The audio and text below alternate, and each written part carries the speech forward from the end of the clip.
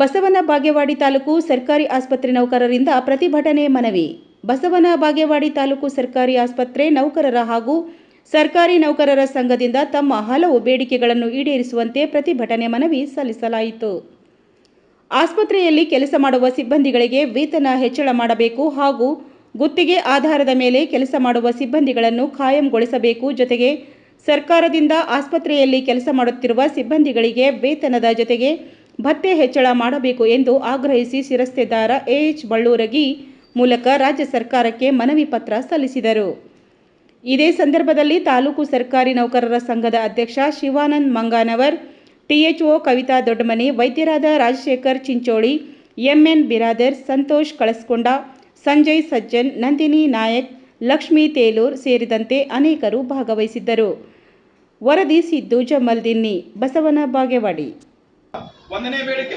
ಎರಡನೇ ಬೇಡಿಕೆ ಏನಪ್ಪಾ ಅಂತಂದ್ರೆ ಹೇಳಿದಂಗೆ ಇಲಾಖೆಯಲ್ಲಿ ಬೇರೆ ಬೇರೆ ಇಲಾಖೆಗಳಲ್ಲಿ ಸಾಕಷ್ಟು 5 ವರ್ಷಕ್ಕೊಮ್ಮೆ 10 ವರ್ಷಕ್ಕೊಮ್ಮೆ ಪ್ರಮೋಷನ್ ಆಗ್ತಾ ಇದೆ. ನಮ್ಮಲ್ಲಿ ಸಾಕಷ್ಟು ವೃಂದಗಳು ಇಲ್ಲಿವರೆಗೆ ಪ್ರಮೋಷನ್ ಆಗದೆ ರಿಟೈರ್ಡ್ ಆಗಿದ್ದಾರೆ. ಅದಕ್ಕೆ ಉದಾಹರಣೆ ಅಪ್ಪ ಅಂದ್ರೆ ನಮ್ಮ ಚಿಕ್ಕೋಣ ಸರ್ದಾರ 40 ವರ್ಷ ಒಂದೇ ಹುದ್ದೆಯಲ್ಲಿ ಮೊನ್ನೆ ರಿಟೈರ್ಡ್ ಆದರು. ಅದರಂತೆ ಮುಂದಿಂದು ಕಳೆದ 5 ವರ್ಷದಿಂದ ಸರ್ಕಾರದ ಒಂದು ನಿಯಮ ಇದೆ. ಯಾವುದೇ ಒಂದು ನೇಮಕಾತಿ ಮಾಡಿದ ನಂತರ 5 ವರ್ಷಕ್ಕೆ ಅಥವಾ 4 ವರ್ಷಕ್ಕೊಮ್ಮೆ ಅದರ CR ಗಳನ್ನ ಬದಲಾವಣೆ ಮಾಡ್ಬೇಕಂತೇಳಿ ಇಲ್ಲಿವರೆಗೆ CR ಗಳನ್ನ ಬದಲಾವಣೆ ಮಾಡಿಲ್ಲ. ಅದೇ ರೀತಿ CR ಇಲ್ಲ. ನಿಜವಾಗ್ಲೂ ಹೇಳ್ಬೇಕಂದ್ರೆ ನಮ್ಮ ವೈದ್ಯಾಧಿಕಾರಿಗಳಿಗೆ C&R ರೂಲೇ ಇಲ್ಲ ಇಲ್ಲಿವರೆಗೂ. ಆಮೇಲೆ ನಮ್ಮ ವೈದ್ಯರುಗಳು ಹೆಚ್ಚಿನ ವಿದ್ಯಾಭ್ಯಾಸಕ್ಕಾಗಿ ನಮ್ಮ ಉಳಿದ ಅಧಿಕಾರಿಗಳು ಹೆಚ್ಚಿನ ವಿದ್ಯಾಭ್ಯಾಸಕ್ಕೆ ಹೋದ್ರೆ ಅದಕ್ಕೆ ಪರ್ಮಿಷನ್ ನೀಡ್ತಾ ಇಲ್ಲ. ಮೊದಲು ಪರ್ಮಿಷನ್ ಕೊಟ್ಟಿದ್ರು. ಇದು ಕೇವಲ ಕೆಲವು ಅಧಿಕಾರಿಗಳ ಒಂದು ಏನಪ್ಪಾ ಅಂದ್ರೆ ಅವರ ನಡತೆಯಿಂದ ಮತ್ತು ಇಲಾಖೆಯಲ್ಲಿ ಅವೈಜ್ಞಾನಿಕವಾಗಿ ಟ್ರಾನ್ಸ್ಫರ್ ಮಾಡೋದು. ಯಾವುದೇ ಒಂದು ಅಂಗವಿಕಲ ಇರಲಿ, ಪತಿ ಪತ್ನಿ ಇರಲಿ, ಪ್ರಕರಣ ಇರಲಿ ಅಥವಾ ಮ್ಯೂಚುವಲ್ ಇರಲಿ, ಯಾವುದನ್ನು ಗಮನಕ್ಕೆ ತೆಗೆದುಕೊಳ್ಳದೆ ಸುಮೋಟ ಕಾಯ್ದೆಯಿಂದ ಕ್ರಿಟಿಕಲ್ ನಾನ್ ಕ್ರಿಟಿಕಲ್ ಅಂತ ಹೇಳಿ ಸೃಷ್ಟಿ ಮಾಡಿಸಿ ಬೇರೆ ಬೇರೆ ಕಡೆ ವರ್ಗಾವಣೆ ಮಾಡುವುದು.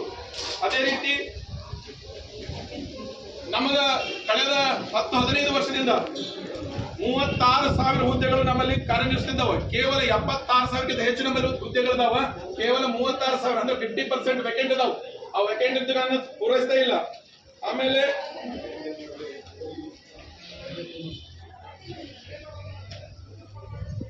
ಸೇವಾ ಭದ್ರತೆ ನೀಡ್ತಿಲ್ಲ. ಅಂದ್ರೆ ನಾವು ಸೇವೆ ಮಾಡಿದವ್ರಿಗೆ ಒಂದು ಭದ್ರತೆ ನೀಡಬೇಕು. ಇಲಾಖೆಯಲ್ಲಿ ನಮ್ಮ ಇಲಾಖೆಯಲ್ಲಿ ಸಾಕಷ್ಟು ಕೇಂದ್ರ ಸರ್ಕಾರ ಮತ್ತು ರಾಜ್ಯ ಸರ್ಕಾರದಿಂದ ಒಂದು ಪಗಾರ ಬರ್ತಿರ್ತದ. ಅವ್ರಿಗೆ 6 ತಿಂಗಳಿಂದ 7 ತಿಂಗಳಿಗೆ ಪಗಾರ ಕೊಡ್ತಾ ಇದ್ವಿ. ಕಳೆದ 10 ವರ್ಷದಿಂದ ನಾವು ಹೇಳ್ತಾ ಇದ್ದೇವೆ. ಇವೆಲ್ಲ ಸಣ್ಣ ಪುಟ್ಟ ಇನ್ನೂ ಹಲವಾರು ಬೇಡಿಕೆ ಅದಾವೆ. ನಾವು ಕೇವಲ ಕೆಲವೇ ಒಂದು ಬೇಡಿಕೆ 14 ಬೇಡಿಕೆಗಳು ಮಾತ್ರ ಸರ್ಕಾರ ಮುಂದಿಟ್ಟಿದ್ದೇವೆ. ಇಲ್ಲಿವರೆಗೆ 10 ರಿಂದ 15 ಸಭೆಗಳನ್ನು ಮಾಡಿದ್ದಾರೆ. ನಮ್ಮ ಕೇಂದ್ರ ಸಂಘದ ಅಧ್ಯಕ್ಷರಿರ್ಬೋದು ಅಥವಾ ಪದಾಧಿಕಾರಿಗಳದ್ದು ಆ ಸರ್ಕಾರಿ ಅಧಿಕಾರಿಗಳ ಜೊತೆ ಮಾತಾಡಿದ್ರೆ ನೋಡ್ತೀವಿ, ಕೇಳ್ತೀವಿ, ಹೇಳ್ತೀವಿ, ಏತು ದಿಲಾತು ಈ ಒಂದು ಶಬ್ದದಿಂದ ಹೊಂಟಿದ್ದಾರೆ. ಅದಕ್ಕಾಗಿ ನಾವು ಅನಿವಾರ್ಯವಾಗಿದೆ. ಕೇವಲ ಅದನ್ನ ಏನ್ ಮಾಡ್ತಾರೆ, ಸರ್ಕಾರಿ ನೌಕರರು ಸಂಬಳ ತಗೋತಾರ, ಸ್ಟ್ರೈಕಿಗೆ ಹೋಗ್ಬೇಕು ಅಂತ ಮನೋಭಾವನೆ ಜನರಲ್ಲಿ ಹುಟ್ಟಿಸೋ ಸಂಬಂಧ ಕಳೆದ 50 ವರ್ಷದಿಂದ ನಮ್ಗೆ ಯಾವುದೂ ಬೇಡಿಕೆ ಈಡೇರಿಸಿಲ್ಲ. ಅದಕ್ಕೆ ಅನಿವಾರ್ಯವಾಗಿ ನಾವು ಇವತ್ತು ಈ ಸ್ಟ್ರೈಕಿಗೆ ಮುನ್ನುಗ್ಗಬೇಕಾಗಿದೆ. 11ನೇ ತಾರೀಕಿಂದ 15ನೇ ತಾರೀಕಿನವರೆಗೆ 11ನೇ ತಾರೀಕಿಂದ 15ನೇ ತಾರೀಕಿವರೆಗೆ ಪ್ರಥಮ ಹಂತದವಾಗಿ ನಮ್ಮ ಬೇಡಿಕೆಯನ್ನು ನಾವೇನು 14 ಅಲ್ಲ, ಅಟ್ಲೀಸ್ಟ್ ನಮ್ಮ 5-6 ಈ ವರ್ಷ ಬೇಡಿಕೆ ಈಡೇರಿದ್ರೆ ಮುಂದಿನ ವರ್ಷದಿಂದ ಇದಾವೆ. ಈ ರೀತಿಯಾದ್ರೆ ನಾವು ರಿಕ್ವೆಸ್ಟ್ ಮಾಡಿದ್ರು. ಇದಕ್ಕೆ ಯಾವುದೇ ರೀತಿಯ ಅವರು ಸಮರ್ಪಕವಾದ ಉತ್ತರ ಕೊಡ್ತಾ ಇಲ್ಲ. ನೋಡೋಣ, ಮಾಡೋಣ, ವಿಚಾರ ಮಾಡೋಣ ಅನ್ನೋಸ್ಕರವಾಗಿ ನಾವು 11ನೇ ತಾರೀಕಿಂದ 15ನೇ ತಾರೀಕಿಗಾಗಿ OPD ಬಂದ್ ಮಾಡೋದು, ಹೊರ ರೋಗಿಗಳ ಚಿಕಿತ್ಸೆಯನ್ನ ಬಂದ್ ಮಾಡುವುದು, ತುರ್ತು ಚಿಕಿತ್ಸೆ ಮಾತ್ರ ನೋಡುದು. ಎಲ್ಲಿವರೆಗೆ 15ನೇ ತಾರೀಕಿಗೆ. ಅಲ್ಲಿವರೆಗೆ ಸರ್ಕಾರ ಏನಾದ್ರು ನಮ್ಮ ಬೇಡಿಕೆಗೆ ಸ್ಪಂದಿಸಿ ಏನಾದ್ರು ಮನವಿ ಮಾಡಿ ಸ್ಪಂದಿಸಿ ಏನಾದ್ರು ಬೇಡಿಕೆ ಈಡೇರಿಸಿದ್ರೆ ಮುಂದಿನ ನಮ್ಮ ಕೇಂದ್ರ ಸಂಘದವರು ಮತ್ತು ಜಿಲ್ಲಾ ಮಟ್ಟದ ಸಂಘದವರು ವಿಚಾರ ಮಾಡಿ 14ನೇ ತಾರೀಕಿಗೆ ಒಂದು ನಿರ್ಣಯ ತಗೋತಾರೆ. ಅದಕ್ಕೆ ಯಾವುದೂ ಆಗಲಿಲ್ಲ ಅಂದ್ರೆ 16ನೇ ತಾರೀಕಿಗಾಗಿ ಅನಿರ್ದಿಷ್ಟ ಮುಷ್ಕರವನ್ನ ಈಡೇರಿಸಬೇಕಾಗಿದೆ. ಅದಕ್ಕೆ ಮಾನ್ಯ ತಹಸೀಲ್ದಾರ್ ಸಾಹೇಬರು ನಮ್ಮ ಮನವಿಯನ್ನ ಬಾಗೇವಾಡಿ ತಾಲೂಕಿನ ಆರೋಗ್ಯ ಇಲಾಖೆ ಅಧಿಕಾರಿಗಳ ಸಮಸ್ತ ಪರವಾಗಿ ಮನವಿಯನ್ನು ಸಲ್ಲಿಸ್ತಾ ಇದ್ದೇವೆ ಸರ್. ಈ ಮನವಿಯನ್ನ ಕೇಂದ್ರ ಸರ್ಕಾರ ರಾಜ್ಯ ಸರ್ಕಾರಕ್ಕೆ ಕಳಿಸಿ ನಮ್ಮ ಮನವಿಗೆ ಪುರಸ್ಕರಿಸಬೇಕಂತ ಹೇಳಿ ಅವರಿಗೆ ವಿನಂತಿ ಮಾಡ್ಕೋಬೇಕು. ಕೊಟ್ಟಂತ ಸರ್ಕಾರ ನಮ್ಮದು. ನನಗನ್ಸಿದ ಮಟ್ಟಿಗೆ ಈ ಇಲಾಖೆಯ ನೌಕರರ ಬೇಡಿಕೆ ಒಂದು ಕ್ಷಣನೂ ಅವರು ಹಿಡದೆ ನಾಳೆ ಹೊತ್ತೊಂಡದ್ರೊಳಗೆ ನಮ್ಮ ಇಲಾಖೆ ಬೇಡಿಕೆ ಈಡೇರ್ತದೆ ಅಂತಕ್ಕಂಥ ಆಶಾಭಾವನೆ ನನ್ನ ಹತ್ರ ಇದೆ. ಈಗಾಗಲೇ ನಮ್ಮ ಕರ್ನಾಟಕ ರಾಜ್ಯದಲ್ಲಿ ಸರ್ಕಾರಿ ನೌಕರರ ಸಂಘದ ಅಧ್ಯಕ್ಷರಾದಂತ ಷಡಾಕ್ಷರಿಯಾಗಿ ಆಗಿರ್ಬೋದು, ಜಿಲ್ಲಾಧ್ಯಕ್ಷ ಶೇಷಾಳರಾಗಿರ್ಬೋದು, ವೈದ್ಯಾಧಿಕಾರಿಗಳ ಸಂಘದ ಅಧ್ಯಕ್ಷರಾದಂತಹ ಮೇಟಿ ಸಾಹೇಬರಾಗಿರ್ಬೋದು, ಬಳ್ಳಾರಿ ಸಾಹೇಬರಾಗಿರ್ಬೋದು, ನಮ್ಮ ಜಿಲ್ಲೆ ತಾಲೂಕಿನ ಎಲ್ಲ ಸಂಘದ ಪದಾಧಿಕಾರಿಗಳು ಹೋಗಿ ಈಗಾಗಲೇ ಸರ್ಕಾರವನ್ನ ಮುಟ್ಟಿದ್ದಾರೆ. ಅದರ ಜೊತೆಗೆ ಅಧಿಕಾರಿಗಳನ್ನು ಸಂಪರ್ಕಿಸಿದ್ದಾರೆ. ನಾವು ಹಂತ ಹಂತವಾಗಿ ಈಡೇರ್ತೇವೆ ಅಂತಕ್ಕಂಥ ಭರವಸೆಯನ್ನ ಕೊಟ್ಟಿದ್ದಾರೆ. ಆದರೆ ಇವತ್ತು ಈಡೇರಿಲ್ಲ. 10-20 ವರ್ಷಗಳಿಂದ ಇರ್ತಕ್ಕಂಥ ಸಿಬ್ಬಂದಿ ಅಷ್ಟೇ ಅದ. ನಿಮ್ಗೆ ಗೊತ್ತಿರಬೇಕು, ಎಲ್ಲಾ ಇಲಾಖೆ ಒಳಗೆ ಸಿಬ್ಬಂದಿ 2 ಕಡಿಮೆ ಇದ್ರೆ ನಡೀತದೆ. ಆರೋಗ್ಯ ಇಲಾಖೆಯಲ್ಲಿ ಕಡಿಮೆ ಇದ್ರೆ ನಡೆಯಂಗಿಲ್ಲ.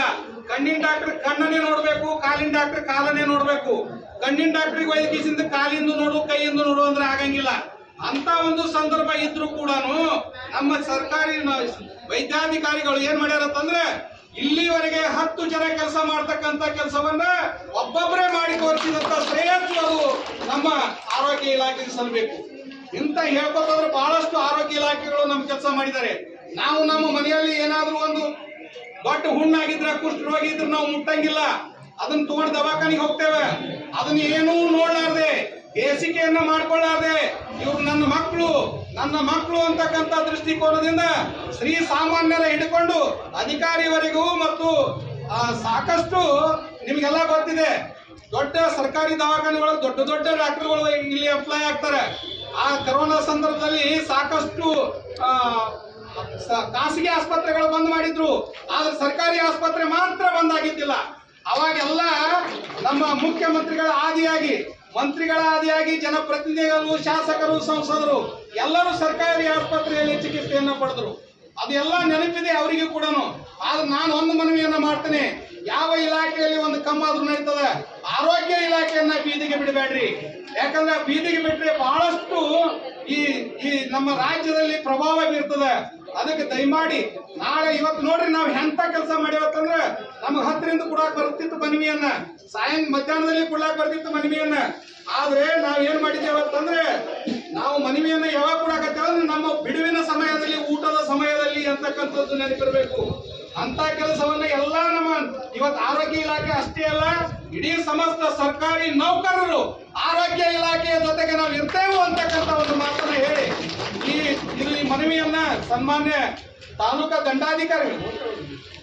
ದಂಡಾಧಿಕಾರಿಗಳು ಅವರೂ ಕೂಡ ನಮ್ಮ ಸರ್ಕಾರಿ ನೌಕರರು, ಅವರೂ ಕೂಡ ಮುತುವರ್ಜಿ ವಹಿಸಿ ಇದನ್ನ ಮನವರಿಕೆ ಮಾಡಿಕೊಟ್ಟು ಅಧಿಕಾರಿಗಳಿಗೆ ಮತ್ತು ಎಲ್ಲ ನಮ್ಮ ಶಾಸಕರು, ಸಂಸದರಿಗೆ, ಮುಖ್ಯಮಂತ್ರಿ ಆದಿಯಾಗಿ ಎಲ್ಲರಿಗೆ ತಲುಪಿಸಬೇಕು ಅಂತಕ್ಕಂಥ ಒಂದು ಮನವಿಯನ್ನು ಮಾಡಿಕೊಂಡು ಈಗ ನಮ್ಮ ನೌಕರ ಸಂಘದ ಪದಾಧಿಕಾರಿಗಳು ಆದಂತ ಶ್ರೀಯುತ ಚಿಂಚೋಳಿ ಅವರು ಮನವಿಯನ್ನ ಸಂಕ್ಷಿಪ್ತ ರೂಪದಲ್ಲಿ ಅವ್ರು ಏನದ ಬೇಡಿಕೆ ಅಂತಕ್ಕಂಥದ್ದನ್ನ ಅವರು ಕೂಡ 2 ಮಾತಿನಲ್ಲಿ ಹೇಳಬೇಕು ಅಂತಕ್ಕಂಥ ಒಂದು ಮಾತನ್ನ ಹೇಳಿ, ಮಾನ್ಯರೇ, ಯಾವುದಕ್ಕೂ ಹೆದರುವ ಅವಶ್ಯಕತೆ ಇಲ್ಲ. ನಾವೆಲ್ಲರೂ ನಿಮ್ಮ ಜೊತೆಗೆ ಇದ್ದೇವೆ. ಎಲ್ಲರೂ ನಾವು ಹೋರಾಟವನ್ನ ಮಾಡೋಣ. ನನಗನಿಸಿದ ಮಟ್ಟಿಗೆ ಸರ್ಕಾರ ನಮ್ಗೆ ಹೋರಾಟಕ್ಕೆ ಬಿಡಲ್ಲ.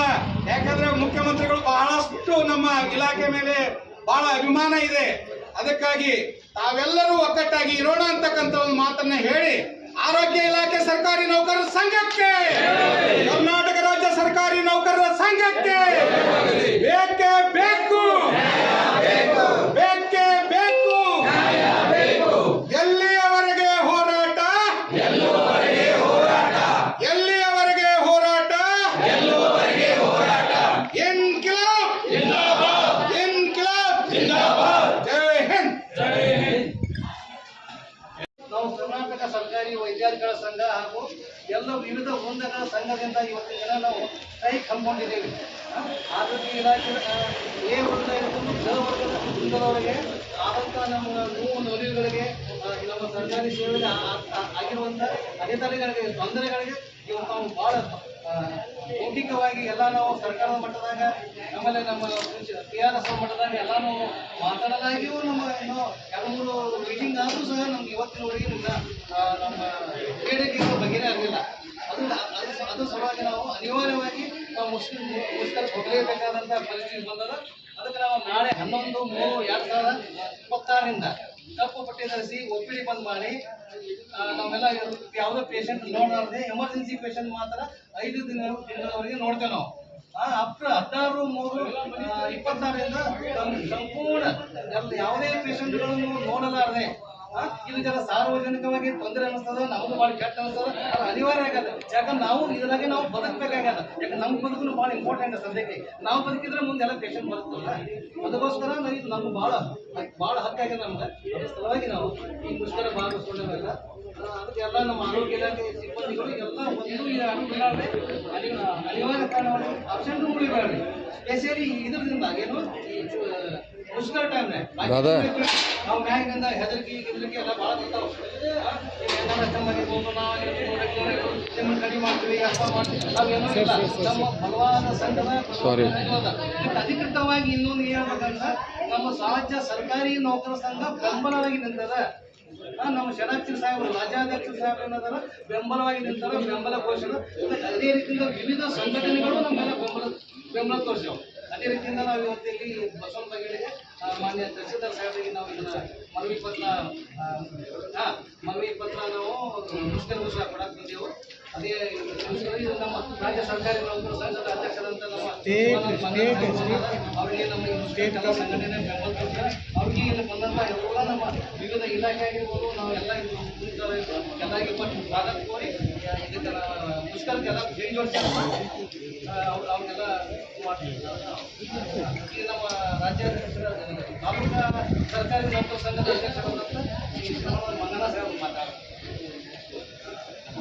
ಬುದ್ಧ ಬಸವ ಅಂಬೇಡ್ಕರ್ ಎನ್ನ ಹೃದಯ ಮಂದಿರದಲ್ಲಿ ಸ್ಮರಿಸ್ತಾ ಕರ್ನಾಟಕ ರಾಜ್ಯ ಆರೋಗ್ಯ ಇಲಾಖೆ ಸರ್ಕಾರಿ ನೌಕರರ ಸಂಘ, ಎಲ್ಲ ಆರೋಗ್ಯ ಇಲಾಖೆಯ ವೃಂದ ಸಂಘ ಹಾಗೂ ಕರ್ನಾಟಕ ರಾಜ್ಯ ಸರ್ಕಾರಿ ನೌಕರರ ಸಂಘದ ವತಿಯಿಂದ ನಾಳೆ ನಡೀತಕ್ಕಂಥ 11ನೇ ತಾರೀಕಿನಿಂದ ವೈದ್ಯಾಧಿಕಾರಿಗಳು ಹಾಗೂ ಅ ವರ್ಗದಿಂದ ಡ ವರ್ಗದವರೆಗೆ ಕೂಡ ನೌಕರರು ಈ ಮುಷ್ಕರದಲ್ಲಿ ಪಾಲ್ಗೊಂಡು ಶಾಂತಿಯುತವಾದಂತಹ ಹೋರಾಟದಲ್ಲಿ ತೊಡಗಬೇಕು. ಅದಕ್ಕಿಂತ ಪೂರ್ವದಲ್ಲಿ ಸರ್ಕಾರಕ್ಕೆ ನಾವು ಒಂದು ಮನವಿಯನ್ನ ಸಲ್ಲಿಸಬೇಕು ಅಂತಕ್ಕಂಥ ದೃಷ್ಟಿಕೋನದಿಂದ ಇವತ್ತು ಬಸವನ ಬಾಗೇವಾಡಿ ತಾಲೂಕಿನ ಎಲ್ಲ ಸರ್ಕಾರಿ ನೌಕರರು ಇವತ್ತು ಇಲ್ಲಿ ಸೇರಿದ್ದೇವೆ. ನಮ್ಗೆಲ್ಲ ಗೊತ್ತಿರಬೇಕು, ಕರ್ನಾಟಕ ರಾಜ್ಯದಲ್ಲಿ ಅಷ್ಟೇ ಅಲ್ಲ, ಇಡೀ ಪ್ರಪಂಚದಲ್ಲಿ ಒಂದೊಂದು ಶತಮಾನದಲ್ಲಿ ಒಂದೊಂದು ಘಟನೆಗಳು ನಡೆದವ. 20ನೇ ಶತಮಾನದಲ್ಲಿ ನಾವೆಲ್ಲರೂ ಕಂಡಿದ್ದೇವೆ. ಇವತ್ತು ಏನಾದ್ರೂ ನಾವು ಇವತ್ತು ಬದುಕಿಯಲ್ಲಿ ಮಾತಾಡಬೇಕಾದ್ರೆ ಆ ವೈದ್ಯಾಧಿಕಾರಿಗಳೇ ಕಾರಣ. 20ನೇ ಶತಮಾನದಲ್ಲಿ ಕರೋನಾ ಅಂತಕ್ಕಂಥ ಒಂದು ಮಹಾಮಾರಿಯನ್ನ ಎದುರಿಸಿ ತಮ್ಮ ಹೆಂಡರ ಮಕ್ಕಳ ಪರವೇ ಇಲ್ಲದೆ, ತಮ್ಮ ಬಂಧುಗಳವನ್ನ ಪರವೇ ಇಲ್ಲದೆ ಅವರು ತಮ್ಮ ಜೀವನವನ್ನ ಹೇಗೆ ಸೈನಿಕರು ದೇಶಕ್ಕಾಗಿ ಮುಡುಪಾಗಿಡ್ತಾರೆ ಆ ರೀತಿಯಾಗಿ ಇಡೀ ನಮ್ಮ ವೈದ್ಯಕೀಯ ಸಂಘದವರು ಎಲ್ಲ ಇಡೀ ವೈದ್ಯಕೀಯ ಇಲಾಖೆಯ ನೌಕರರು ತಮ್ಮ ಜೀವನವನ್ನೇ ಮುಡುಪಾಗಿಟ್ಟು ಕರೋನಾವನ್ನ ಎದುರಿಸಿದ್ದು ತಮ್ಗೆಲ್ಲರಿಗೆ ಗೊತ್ತಿದ್ದಂತ ವಿಷಯ ಸರ್ಕಾರದ ಗಮನಕ್ಕೆ ಬಂದು ಗೊತ್ತಿದೆ. ಆತ್ಮೀಯರೇ, ಎಲ್ಲಾ ಭಾಗ್ಯದೊಳಗೆ ಆರೋಗ್ಯ ಭಾಗ್ಯ ಅಂತಕ್ಕಂಥದ್ದು ಬಹಳ ಮುಖ್ಯ. ನಮ್ಮ ಹತ್ರ ಸಾಕಷ್ಟು ದುಡ್ಡು ಇರಬಹುದು, ಆಸ್ತಿ ಇರಬಹುದು, ಅಂತಸ್ತಿರಬಹುದು, ಆದ್ರೆ ಆರೋಗ್ಯ ಇಲ್ಲದೆ ಇದ್ರೆ ನಾವು ಬದುಕಲಿಕ್ಕೆ ಸಾಧ್ಯ ಇಲ್ಲ. ಅಂತ ಆರೋಗ್ಯವನ್ನ ಕೊಡ್ತಕ್ಕಂಥವ ತಂದೆ ತಾಯಿಯನ್ನ ಬಿಟ್ರೆ, ಪರಮಾತ್ಮನನ್ನ ಬಿಟ್ರೆ ನಮಗೆ ಜೀವನದಲ್ಲಿ ನಿಜವಾದ ಪರಮಾತ್ಮ ಯಾರು ಅಂತಂದ್ರೆ ಆರೋಗ್ಯ ಇಲಾಖೆಯವರು. ಅಂತವರು ಇವತ್ತು ಬೀದಿಗೆ ಬರ್ತಾರೆ ಅಂತಂದ್ರೆ ನಮ್ಗೆ ಬಹಳಷ್ಟು ನೋವಿನ ಸಂಗತಿ. ಕರ್ನಾಟಕ ರಾಜ್ಯದಲ್ಲಿ ನಾವು ಒಂದು ನಿಮಿಷದಲ್ಲಿ ನಿಮ್ಗೆ ಹೇಳಲಿಕ್ಕೆ ಇಷ್ಟಪಡ್ತೇನೆ. ಇವತ್ತು ಕರ್ನಾಟಕ ರಾಜ್ಯ ಎಷ್ಟು ಮುಂಚೂಣಿಯಲ್ಲಿದೆ ಅಂತಂದ್ರೆ ಟ್ಯಾಕ್ಸ್ ಕಲೆಕ್ಷನ್ ಮಾಡ್ತಕ್ಕಂಥ ಸಂದರ್ಭದಲ್ಲಿ ಮಹಾರಾಷ್ಟ್ರವನ್ನ ಬಿಟ್ರೆ 2ನೇ ದೊಡ್ಡ ಕರ್ನಾಟಕ ರಾಜ್ಯ ಟ್ಯಾಕ್ಸ್ ಕಲೆಕ್ಷನ್ ಮಾಡ್ತಾ ಇದೆ. ಅದು ಅಲ್ಲದೆ ಆರೋಗ್ಯದ ಹಿತದೃಷ್ಟಿಯಿಂದ ಸರ್ಕಾರಿ ಆಸ್ಪತ್ರೆಗಳು ಇಡೀ ಭಾರತ ದೇಶದಲ್ಲಿಯೇ ಕರ್ನಾಟಕ ಮುಂಚೂಣಿಯಲ್ಲಿದೆ. ನಮಗೆಲ್ಲ ಗೊತ್ತಿದ್ದಂತ ವಿಷಯ. ನಾನು ಸರ್ಕಾರಕ್ಕೆ ಬಹಳಷ್ಟು ಒಂದು ಉತ್ಸುಕತೆಯಿಂದ, ಅಭಿಮಾನದಿಂದ ಸರ್ಕಾರವನ್ನು ಹೊಗಳಲಿಕ್ಕೆ ಇಷ್ಟಪಡ್ತೇನೆ. ಯಾಕೆ ಅಂತಂದ್ರೆ 6ನೇ ವೇತನ ಆಯೋಗವನ್ನ ಯಥಾವತ್ತಾಗಿ